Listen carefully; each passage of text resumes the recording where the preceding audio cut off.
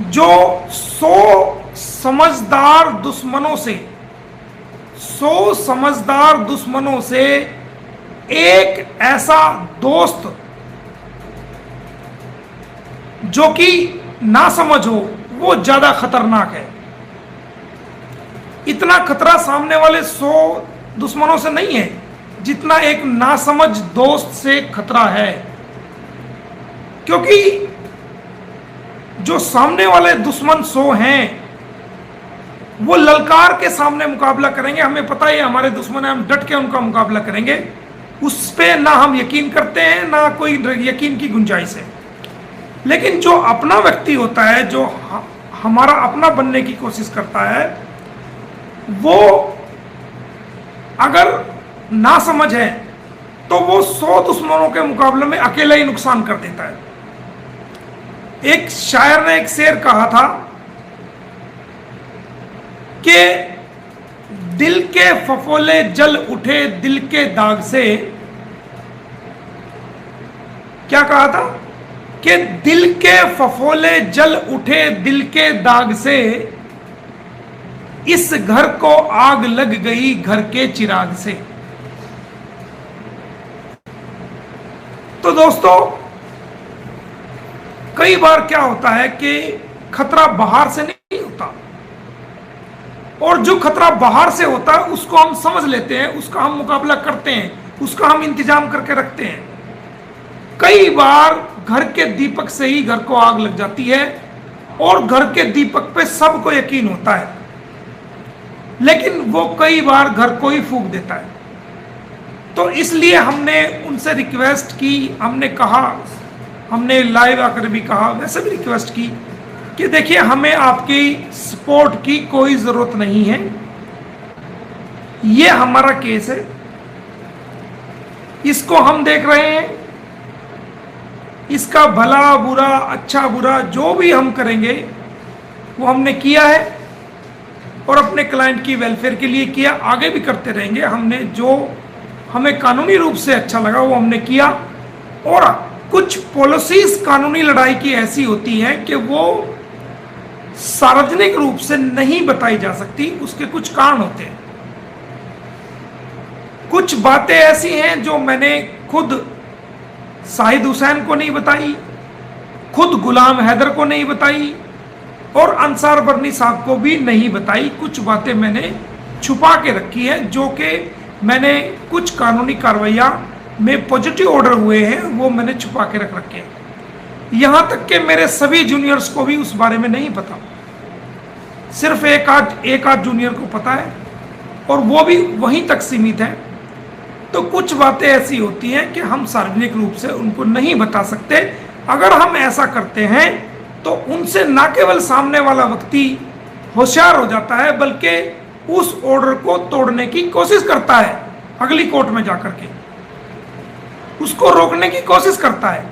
और हमारी मजबूरी ये है कि अभी तक गुलाम हैदर भारत में नहीं आया, इस वजह से हम उन ऑर्डर्स को, बच्चों के बारे में जो हमने किए हुए हैं, करवाए हुए हैं, बच्चों के बारे में जो ऑर्डर्स किए हुए हैं, पॉजिटिव ऑर्डर्स हमारे हक में हुए हैं, वो हम सार्वजनिक रूप से अभी पूरी दुनिया के सामने नहीं बता पा रहे हैं। गुलाम हैदर जिस दिन आ जाएगा भारत के अंदर, जिसके हम प्रयास कर रहे हैं, उम्मीद है कि वो अगस्त के लास्ट में या सितंबर के शुरू में गुलाम हैदर भारत में आएगा। अगर वो उसके वीजा मिलने में या किसी प्रकार की कठिनाई होती है, तो मैंने पहले भी आपको कहा है, अब भी कह रहा हूँ, आगे भी कहता रहूँगा, मैं स्वयं जाऊँगा पाकिस्तान। हमारा जो भारतीय दूतावास है इस्लामाबाद में, वहाँ से मैं अपॉइंटमेंट लूँगा, उन अधिकारियों से मिलूँगा, जाकर के सारे मैटर को समझाऊँगा, और उनसे गुलाम हैदर का वीज़ा बाई हैंड लेके गुलाम हैदर को भारत में लेके अपनी जिम्मेदारी पर लेके आऊँगा, और उसको कोर्ट में पेश करूँगा, उसके बच्चों को उसको दिलवाऊँगा। ये मैं आपसे बार बार कह रहा हूँ। दुनिया की ताकत चाहे कुछ भी कर ले, जो सामने वाली पार्टी है कितने भी दौड़े गुड़ा ले, कुछ मर्जी कर लें, ये काम होके रहेगा। क्योंकि मोमिन मलिक जिस चीज को का बेड़ा उठा लेता है, उस चीज को पूरा करके रहता है। और हम जो बात कह रहे हैं वो कोई हवा में तीर नहीं है, बल्कि जो हमने किया हुआ है उसके आधार पर हम आपको कह रहे हैं। अब लोग क्या चाहते हैं कि जी उसमें कुछ नहीं हुआ, उसमें आज भी कोई एक हमारी छोटी बहन है, हम उनके बारे में कभी गलत नहीं बोलते, आज भी सम्मान करते हैं, आगे भी सम्मान करेंगे उनका। एक हमारी कोई छोटी बहन है, वो ब्लैक बोर्ड लेकर के समझा रही थी लोगों को कैसे हुआ, कहाँ हुआ, कैसे हुआ, और इसमें कुछ नहीं हो सकता, ये नहीं हो सकता।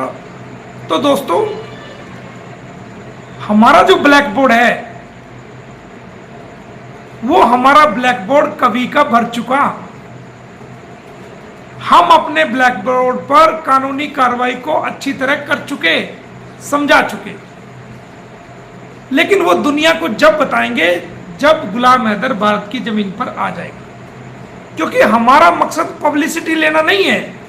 अगर मैं चाहूं तो पहले सारे चैनल्स, जितने भी बड़े बड़े चैनल्स हैं, सारे रिपोर्टर्स को इकट्ठा करके प्रेस वार्ता करके सबको ऑर्डर दिखा सकता हूं, हाहाकार मच जाएगा 1 सेकंड में। यूट्यूब पे भी दे सकता हूं, अखबार में भी दे सकता हूं, इन सभी लोगों को इकट्ठा करके बता सकता हूं, लेकिन मेरी पब्लिसिटी से 100 गुना ज्यादा बेहतर है कि एक अभागे बाप को उसके बच्चे मिल जाएं। यह मेरा मकसद कोई पब्लिसिटी, अखबार, टीवी या खबरें बनना नहीं है। मेरा मकसद तो गुलाम हैदर के बच्चों को गुलाम हैदर तक मिलवाने का मकसद है, जो मैंने तमाम ऑर्डर उसके करवाए हुए हैं। जल्दी गुलाम हैदर सितंबर के शुरू में या अगस्त के लास्ट तक भारत में आएगा, और सितंबर में तो हर हाल में हम उसको लेके आएंगे। अगर नहीं मिला वीजा, कोई दिक्कत हुई, तो मैं स्वयं जाऊंगा और लेके आऊंगा और उसको कोर्ट में पेश करेंगे। हम अपनी दलील रखेंगे, गुलाम हैदर की बात को भी ऑनरेबल जज साहब के सामने रखा जाएगा। और एक चीज और, जो ये झूठा शादी का जो आडंबर दिखाया गया, झूठी शादी जो दिखाई गई, नेपाल में की थी जी, हम तो यहां एनिवर्सरी मना रहे हैं, फला कर रहे हैं। शादी की एनिवर्सरी में कभी भी फेरे नहीं होते, कभी भी नहीं होते। ये सब दुनिया को बहकाना बनाने के लिए, बेवकूफ बनाने के लिए, कानून की नजरों में धूल को बताना चाहता है कि ये कोर्ट से एक दिन ये शादी भी नल एंड वाइड डिक्लेयर होगी, और कोर्ट से ये मैं ये साबित कर दूंगा अपनी दलीलें रखने के बाद कि कोई तलाक गुलाम हैदर ने सीमा हैदर को नहीं दिया, और बिना तलाक लिए ही ये झूठी फर्जी वादा करके वो शादी दिखाई गई, और फर्जी एफिडेविट सूरजपुर कोर्ट में, फर्जी एफिडेविट जेवर कोर्ट में दिए गए, और फर्जी एफिडेविट देने की एवज में इनके खिलाफ 2 नई एफआईआर दर्ज होंगी। वो सभी आप देख लेना। और जो हमारी लड़ाई है, हमारी लड़ाई क्या है? हमारी लड़ाई सीमा हैदर की लड़ाई नहीं है कि हम सीमा हैदर को लेना चाहते हैं। नो, सीमा हैदर आज गिरती कल कुएं में गिरे, आज गिरती कल जो है कूड़े के ढेर पे गिरे, या जेल में जाए, या जो मर्जी इसका हो, हमें उस बात से कोई लेना देना नहीं। हमने इसको जेल करानी है, एक बार इसको जेल जरूर कराएंगे, सजा कराएंगे। उसके बाद इसका राइट जो है वो सरकार को है कि सरकार इसको रखे या भेजे या क्या करे। हम सीमा को लेना चाहते ही नहीं, हमारा सीमा पे कोई क्लेम है ही नहीं। हमारा क्लेम तो गुलाम हैदर के चारों बच्चों को, गुलाम हैदर को दिलवाना हमारा सबसे बड़ा क्लेम है, हमारी सबसे बड़ी लड़ाई है। और जो हमने केस डाले हैं सीमा हैदर के ऊपर, सचिन के ऊपर, जो इसकी शादी को हमने चैलेंज किया है,